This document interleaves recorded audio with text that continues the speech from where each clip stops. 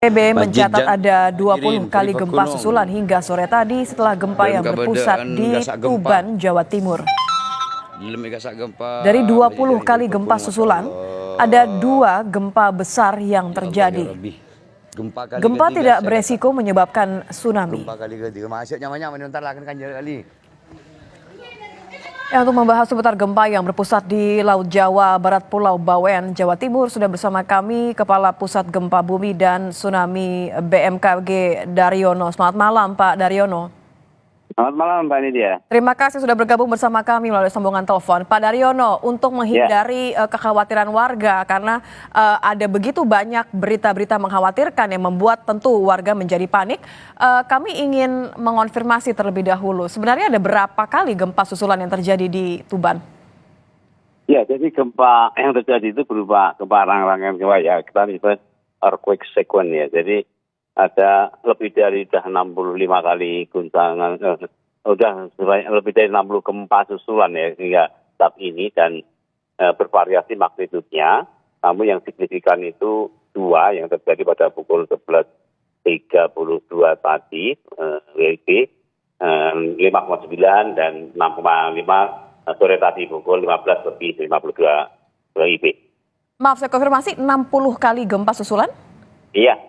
Jadi rangkaian gempa itu ada lebih dari 60 kali hingga saat ini. Hingga saat ini, apakah masih tercatat bahwa terus terjadi, Pak Daryono?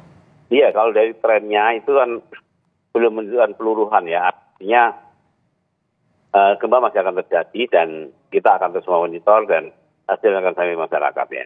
Tapi ada koreksi Mbak, bahwa sebenarnya gempa ini nomenklaturnya adalah gempa Bawean karena yang paling terdampak itu adalah Bawean dan pusat gempanya itu lebih dekat ke Bawean. Jadi memang kita memberi nama ini gempa Bawean, Pak, karena dampak kerusakan dan kedekatan dengan pusat gempa itu di Pulau Bawean, Pak. Oke, berarti kita menyebutnya menjadi gempa Bawean ya, Pak ya? Iya, benar. Katakanlah bahwa gempa Bawean ini 6,5 dirasakan getarannya ke sejumlah daerah ya di sekitar epicenter. Bahkan kami mendapatkan informasinya bahkan dirasakan hingga ke Balikpapan, Kalimantan Timur, Pak. Bisa dijelaskan seperti apa sebenarnya pergerakan sesar di Laut Jawa ini? Iya, jadi memang karena gempa itu berkekuatan 6 ya, itu kita mengklasifikasikan sebagai gempa kuat atau strong earthquake ya. Wajar jika kawasan-kawasan yang tempat jauh, kemudian dia akan mengalami amplifikasi atau perbesaran guncangan. Dan ini satu hal yang wajar ya, gempa 6 itu spektrumnya bisa sampai jauh. Ini satu hal yang wajar. Kalau bisa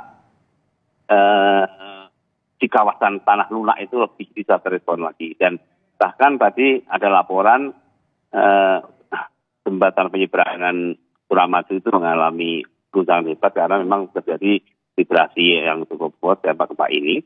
Namun demikian kita patut bersyukur bahwa gempa ini tidak berpotensi tsunami karena memang magnitudenya itu ada di bawah threshold magnitudo tsunami genik ya, yang biasanya di atas 7. Namun demikian, gempa ini menimbulkan kerusakan ringan hingga sedang beberapa rumah yang ada di Bawean ya. Namun demikian di pesisir utara Jawa Timur tidak ada yang mengalami kerusakan, namun hanya guncangan kuat sampai 45 mm yang bisa menyebabkan benda-benda terpelanting. Nah, kalau kita melihat mekanismenya itu memang sesar geser ya, tahan mendatar atau patahan geser itu mendatar gerakannya ya, sehingga ini tidak akan memberikan gangguan kolom air laut dan kita memastikan gempa ini tidak berpotensi tsunami.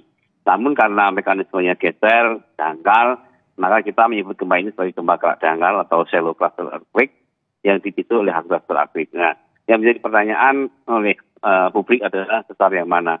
Memang sesar ini belum terpetakan secara kredibel ya.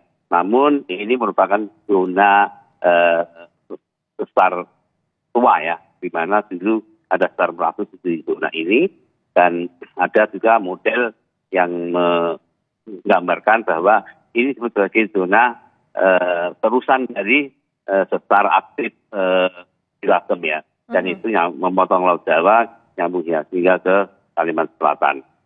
Sebenarnya ini memang sudah dikenal sebagai zona vegetarian, tetapi secara kredibel belum terpetakan dengan detail dan baik dari Mbak.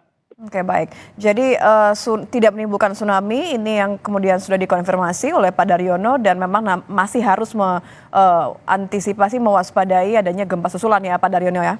Iya, iya. Baik. Masyarakat masih perlu mewaspadai gempa susulan karena memang trennya belum menurun, Mbak. Baik, terima kasih sudah bergabung bersama kami di Kompas Malam, Kepala Pusat Gempa Bumi dan Tsunami dari BMKG, Pak Daryono. Selamat malam, Pak. Ya, malam, Mbak. Terima kasih.